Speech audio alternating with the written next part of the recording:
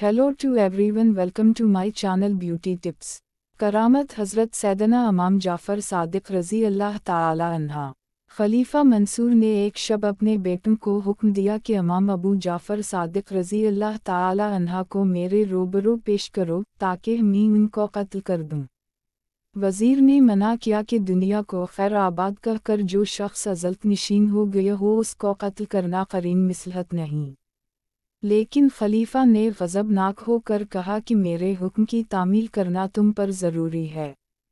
चनुंचा मजबूरन जब वज़ीर हज़रत सैयदना इमाम जाफ़र सादिक़ रज़ी अल्लाह ताला अन्हा को लेने चला गया तो मंसूर ने ग़ुलामों को हदायत कर दी कि जब मैं अपने सर से ताज उतारूं तो तुम फ़ौरन इमाम जाफ़र सादिक़ रज़ी अल्लाह ताला अन्हा को कत्ल कर देना, लेकिन जब आप रज़ी अल्लाह ताला अन्हा तशरीफ़ लाए तो आपकी अज़मत व जलाल ने खलीफा को उस कदर मुतासर किया कि वो बेकरार होकर आप रज़ी अल्लाह ताला अन्हा के इस्तक़बाल के लिए खड़ा हो गया और न सिर्फ आप सदर मकाम पर बैठाया बल्कि ख़ुद भी मुदबाना आप रज़ी अल्लाह ताला अन्हा के सामने बैठकर आप रज़ी अल्लाह ताला अन्हा की हाजात और ज़रूरियत के मुतालिक दरियाफ़्त करने लगा।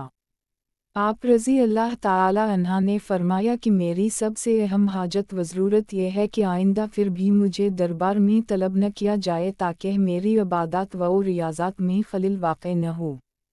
चनुंचा मंसूर ने वद्दा करके अज़्त व एहतराम के साथ आप रज़ी अल्लाह ताला अन्हा को रख़्सत किया, लेकिन आप रज़ी अल्लाह ताला अन्हा के दुबदबे का उस पर ऐसा असर हवा की लर्ज़ा बरांदाम होकर मुकम्मल 3 शब व रोज़ बेहोश रहा।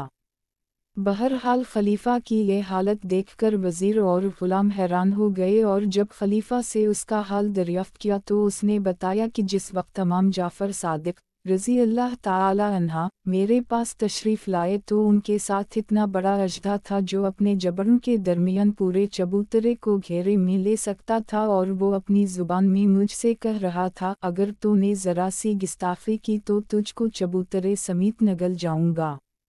चनुंचा उसकी दाश्त मुझ पर तारी हो गई और मैंने आपसे मुआफ़ी तलब कर ली।